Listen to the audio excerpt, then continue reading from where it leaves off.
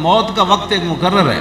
قول خالد ابن الولید حین حضرت الوفات لقیت قضا و قضا زحفا فما فی جسدی شبر الا وفی ضربۃ بسیف اور رمیۃ بسام اور طعنۃ برمح وہاں نموت علی فراشی حتفا فی کما یموت البعیر فلا نامت اعین الجبناء.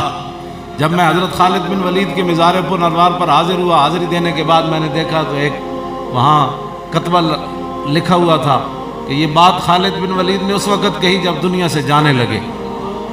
کیا کہی کہ میں بڑی بڑی جنگوں میں حاضر ہوا اور وہاں تماشا دیکھنے کے لیے حاضر نہیں ہوا. میرے جسم پر ایک بالش جگہ بھی نہیں بچی جہاں تلوار اور تیر اور نیزہ نہ لگا.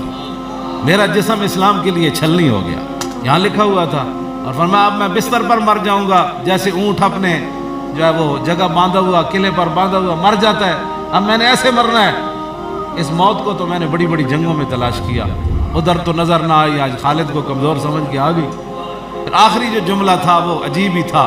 فرمایا فلا نامت اعین الجبناء، شالا بوز دلاں کدی نیند نہ آوے.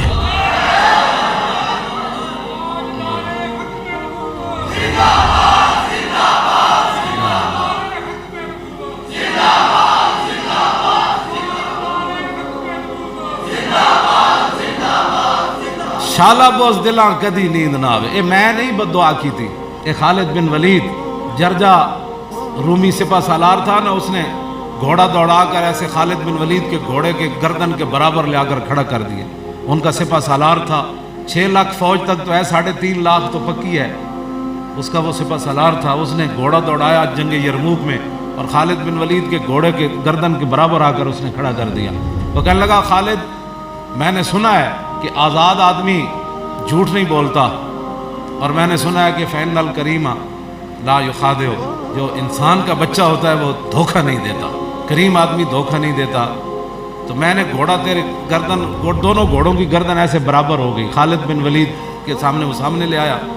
کہنے لگا میں نے آپ سے ایک سوال پوچھنا ہے، اگر آپ اس کا جواب دیں. ایک تو یہ کہ آپ نے جھوٹ نہیں بولنا، آزاد آدمی ہیں آپ، غلام جھوٹ بولتے ہیں.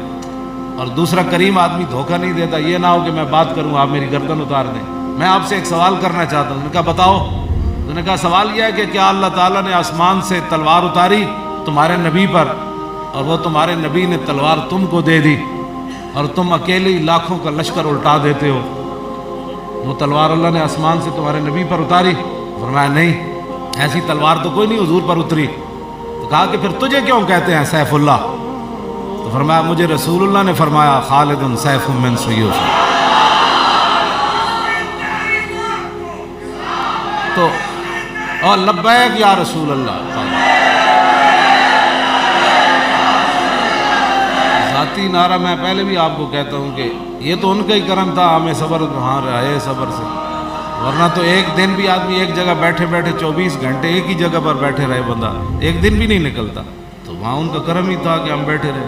شالا بوز دلاں کدی نیند نہ آوے. کیوں جی میں تو نہیں نہ کہہ رہے. فلاں اے تے خالد سیف. فرمایا حضرت سیدنا صدیق اکبر فرماندے سن جزت النساء ان یلدنا مثل خالد بن الولید. سیدنا صدیق اکبر خالد بن ولید نو ویکھ کے فرماندے سن ماواں قیامت تک بانج ہو گئیاں، خالد جا پتر ہن کسے ماں نے نہیں جمنا. انما خلقہ اللہ عزا للاسلام وللمؤمنین وذلا للکفر وشتاتۃ شملی. حضرت خالد بن ولید فرماندے سن اللہ نے خالد کو پیدا ہی اسلام کی عزت کے لیے کیا اور مسلمانوں کی عزت کے لیے کیا، اور کافروں کی ذلت اور کافروں کے لشکر کو تتر بتر کرنے کے لیے پیدا. یہ حضرت صدیق اکبر فرماندے سن حضرت خالد بن ولید کے بارے. تو اس واسطے یہ ان کا جملہ ہے جو آپ کے مزار پر لکھا ہوا ہے فلا نامت اعین الجبناء، شالا بوز دلاں کدی نیند نہ آوے.